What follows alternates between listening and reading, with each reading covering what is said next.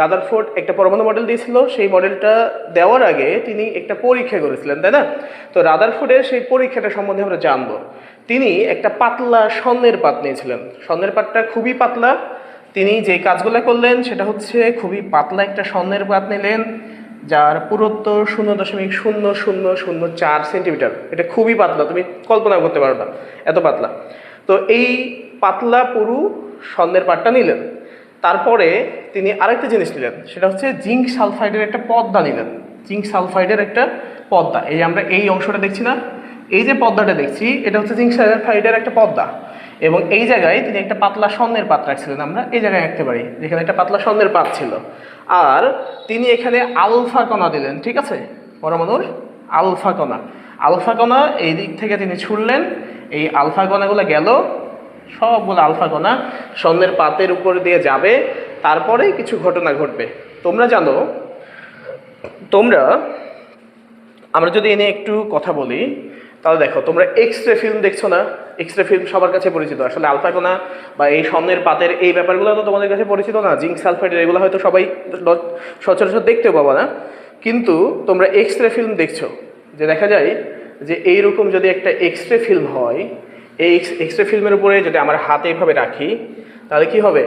দেখা যাবে যে জায়গায় জায়গায় এরকম কিছু সাদা অংশ তৈরি হবে, তাই না? এই সাদা অংশগুলো তৈরি হবে, যে আমার যে এই জায়গায় আঙ্গুলগুলো আছে, দেখা যাবে যে এই আঙ্গুলগুলার যেইখানে হাড্ডি আছে এরকম কিছু জায়গায় সাদা অংশ তৈরি হচ্ছে। এইটা হচ্ছে এক্স রে ফিল্মে হয়। তো এক্স রে ফিল্মে যে ঘটনা ঘটে সেটা হচ্ছে যেই জায়গাতে এক্স রে রশ্মি বাধাপ্রাপ্ত হবে সেই জায়গাতে গিয়ে আমরা সাদা ডট পাবো বা সাদা দাগ পাবো, আর যে জায়গাগুলোতে বাধাপ্রাপ্ত হবে না সেই অংশটা ব্ল্যাক থাকবে। আর আমরা রাদারফোর্ড যে কাজটা করেছিল সে হচ্ছে জিঙ্ক সালফাইডের পর্দা দিয়েছিল। জিঙ্ক সালফাইডের পর্দার বৈশিষ্ট্যটা উল্টা। জিঙ্ক সালফাইডের পর্দা হচ্ছে যেই জায়গাগুলোতে আলফা কণা যাবে সেই জায়গাগুলো উজ্জ্বলিত হবে। যেমন এখানে এখানে এই জায়গাগুলোতে কিছু দেখানো হয়েছে, এখানে উদাহরণ হিসেবে আমরা চাইলে আরও কিছু এখানে দেখাতে পারি যে এই জায়গাগুলোতে গিয়ে আলফা কণা পড়েছে, ঠিক আছে? তো এই জায়গাগুলোতে যেহেতু আলফা কণা গেল, এই জন্যে আলফা কণাগুলো এই জায়গাগুলোকে মানে উজ্জ্বলিত করেছে। এই জায়গাগুলো, উজ্জ্বলিত জায়গাগুলো আমরা দেখে বুঝতে পারবো যে এখানে আলফা কণাগুলো আসছে, ঠিক আছে? তো আমরা দেখবো যে আসলে কি ঘটনা ঘটে। দেখো, আমরা বলেছি সে এখানে ব্যবহার করেছে কাকে? হিলিয়াম নিউক্লিয়াসকে বা আলফা কণা ব্যবহার করেছে। আমাদের আগে জানা দরকার যে আলফা কণাটা আসলে কি, ঠিক আছে? আলফা কণা, আলফা কণা কি? তোমরা জানো হিলিয়াম পরমাণুতে 2টা ইলেকট্রন আছে। হিলিয়াম পরমাণু নর্মালি ইলেকট্রন ত্যাগ বা গ্রহণ করে না, কিন্তু যদি কোনো কারণে হিলিয়াম পরমাণু তার 2টা ইলেকট্রন ত্যাগ করে দেয়, তাহলে হিলিয়াম 2+ তৈরি হবে।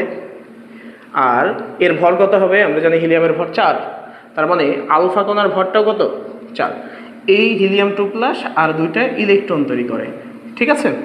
তো আমাদের এই যে এই অংশটা, এটাই হচ্ছে আমাদের আলফা কণা। তোমাদের এমসিকিউতে প্রশ্ন আসতে পারে যে নিচের কোনটি আলফা কণা? দেখা যাবে সেখানে হিলিয়াম 2+ দেওয়া আছে, তো হিলিয়াম 2+ হচ্ছে আলফা কণা। তোমাকে প্রশ্ন করা হতে পারে যে আলফা কণার ভর কত? তাহলে আলফা কণার ভর হবে 4, ঠিক আছে? এখন তোমরা আরো একটা জিনিস জানো যে পজিটিভ চার্জ এর পাশে যদি আরেকটা পজিটিভ চার্জকে আমরা নিয়ে আসি, তাহলে পজিটিভ চার্জকে কি করবে? বিকর্ষণ করবে, রাইট? পজিটিভ চার্জকে কি করে? বিকর্ষণ করে। একইভাবে কোনো একটা নেগেটিভ চার্জের পাশে যদি আমরা একটা নেগেটিভ চার্জকে নিয়ে আসি, সেটাও পরস্পরকে কি করে? বিকর্ষণ করে। সমধর্মী চার্জ পরস্পরকে বিকর্ষণ করে। আর যদি কোনো একটা পজিটিভ চার্জের পাশে আমরা অন্য একটা নেগেটিভ চার্জকে নিয়ে আসি, তাহলে একটা চার্জ আর একটা চার্জকে সবসময় আকর্ষণ করবে। আমরা জানি বিপরীতধর্মী চার্জ পরস্পরকে আকর্ষণ করে। তার মানে আলফা কণা পজিটিভ চার্জ যদি সে কোথাও আকর্ষিত হয় তাহলে এক জায়গায় হয়ে যাবে, আর যদি বিকর্ষিত হয় তাহলে ভিন্ন দিকে সরে যাবে। ওকে, এবার আমরা একটু মডেলে ফিরে যাই। তার সেই পরীক্ষায় কি করলো সে একটা যন্ত্রের মাধ্যমে প্রায় 20,000 আলফা কণা, উদাহরণ হিসেবে আমরা ধরতে পারি যে সে 20,000 আলফা কণা এই স্বর্ণের পাতের উপরে ছুড়ল। কি হবে এখানে? এই 20,000 আলফা কণার মধ্যে সে কিছু পর্যবেক্ষণ করলো। এই পর্যবেক্ষণের উপর ভিত্তি করে কিছু সিদ্ধান্ত নিয়েছিল। কি পর্যবেক্ষণ ছিল? 1 নম্বর পর্যবেক্ষণটা এরকম ছিল, সে দেখলো, আরেকটা উদাহরণ দিই তোমাকে। মনে করো তোমার রুমে একটা জানালা আছে আর একটা দরজা আছে। তোমাকে রুমের মাঝখানে দাঁড় করানো হলো, তোমার হাতে 10টা মার্বেল দেওয়া হলো। তুমি 10টা মার্বেল তোমার জানালায়, দেখা গেলো গ্রিল আছে, মনে করো তোমার জানালায় এরকম ঘন গ্রিল দেওয়া আছে, ঠিক আছে, লোহার এরকম ঘন রড দেওয়া আছে। আর এই তোমার দরজা যে জায়গাটা এরকম ফাঁকা আছে। এখন তুমি যদি 10টা ঢিল ছুঁড়ো বা 10টা মার্বেল এই জানালা বা দরজা থেকে 5 মিটার দূরে থেকেই ছুঁড়ো, তাহলে এই দিক দিয়ে দেখা যেতে পারে যে 10টার মধ্যে তোমার লক্ষ্য ভেদ না করলেও 9টা মার্বেল চলে যাবে। দেখা যাবে 10টার মধ্যে 9টা মার্বেল এই পাশ দিয়ে পাস করছে। কিন্তু এই জানালা দিয়ে কি তুমি কি শিওরিটি দিতে পারবা যে 10টার মধ্যে 9টা মার্বেল যাবে বা 10টাই যাবে? দেখা যাবে এই জায়গাতে তোমার মার্বেল যাবে কয়টা? উদাহরণ হিসেবে ধরলাম এই জায়গায় তোমার মার্বেল গেল 6টা, 10টার মধ্যে 6টা, ঠিক আছে। তাহলে দেখো এখান থেকে আমরা একটা জিনিস বুঝতে পারি যে কোনো একটা জায়গাতে কোনো বস্তু ছুঁড়লে যত বেশি পার হয়ে চলে যাবে তার মানে সেই জায়গাটা তত বেশি ফাঁকা, ঠিক আছে। তো এইরকমই তিনি যখন এই পরীক্ষাটা করলেন তখন তিনি দেখলেন যে এখানে বেশিরভাগ পরমাণুই বা বেশিরভাগ আলফা কণাই পার হয়ে চলে আসে। পর্যবেক্ষণ হচ্ছে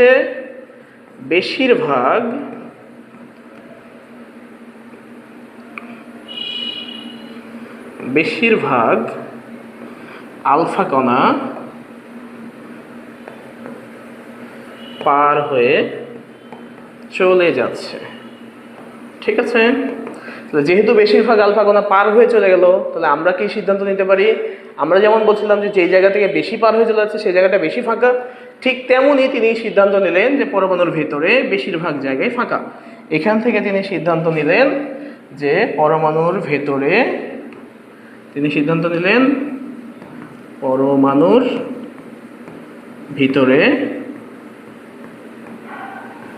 বেশিরভাগ জায়গা ফাঁকা,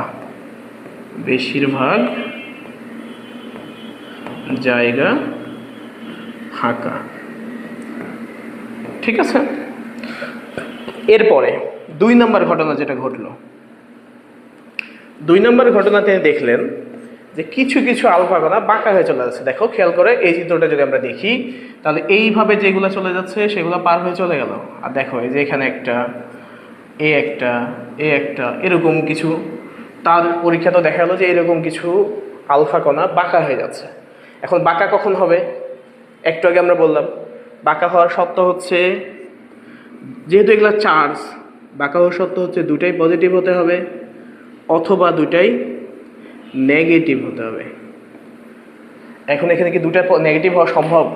তুমি যে আলফা কণাটা দিচ্ছ সেই আলফা কণাটা কেমন? পজিটিভ। তাহলে আলফা কণা যদি পজিটিভ হয় তাহলে অন্য যেই অংশটা বাধা দিচ্ছে বা তাকে বা বিকর্ষণ করছে সেই অংশটা অবশ্যই কী হতে হবে? পজিটিভ। এখান থেকেই তিনি সিদ্ধান্ত নিলেন। তাহলে আগে আমরা দেখি, তাহলে কিছু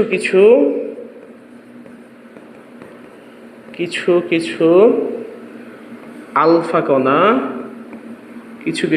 কণা বেঁকে যায়, ঠিক আছে।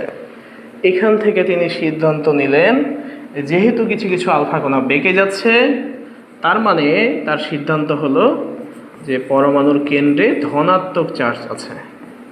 পরমাণুর কেন্দ্রে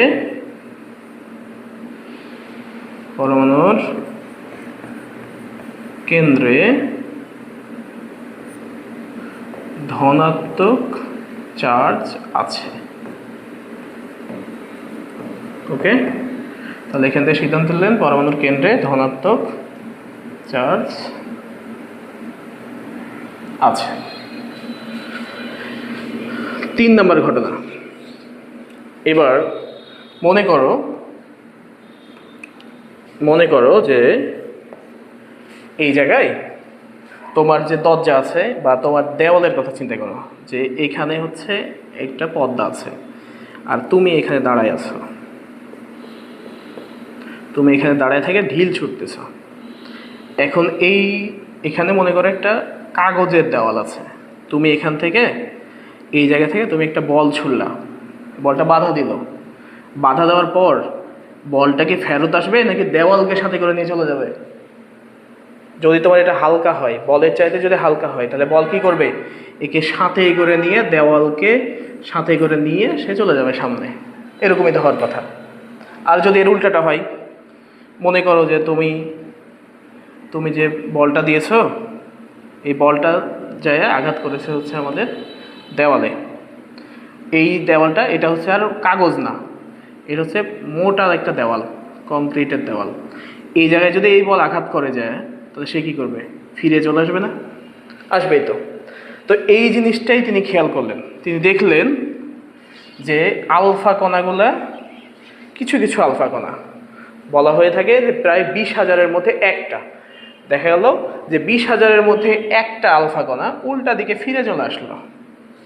তাহলে 20,000-এ একটি, ঠিক আছে, 20,000-এ একটি বিপরীত দিকে ফিরে আসে,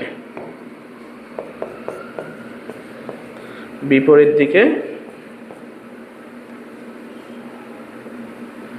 20,000-এ একটি বিপরীত দিকে ফিরে আসে।